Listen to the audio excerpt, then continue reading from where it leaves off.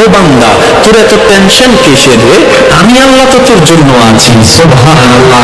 আমি আছি না তো? আরে যার কেউ নাই তাই না টেনশন করে, যার টাকা নাই সে টাকা নিয়ে টেনশন করে, যার অভিভাবক নাই সে অভিভাবক নিয়ে টেনশন করে, যার মোবাইল নাই সে মোবাইল নিয়ে টেনশন করে। আরে আমি আল্লাহ তো আছি, তো আমি আল্লাহ তো আছি, যিনি ইন্নাল্লাহ আলা কুল্লি শাইইন কাদির। আমি আল্লাহ রহমান তো আছি, আমি রহিম তো আছি, আমি গফফার তো আছি, আমি সত্তার তো আছি। সুবহানাল্লাহ। আমি গফফার তো আছি, আমি রাজ্জাক তো আছি। আরে আমি থাকতে তো টেনশন কি?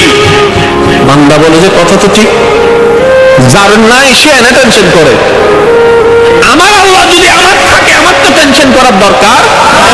তার মানে আমি এতদিন টেনশন করেছি, আসলে আমি আমার আল্লাহকে রাখতে জানি নাই। আমি আমার আল্লাহকে রাখতে জানি, আমি আমার আল্লাহকে ধরে রাখার মতো ধরে রাখতে জানি নাই, যার কারণে তো টেনশন আমাকে স্পর্শ করেছে।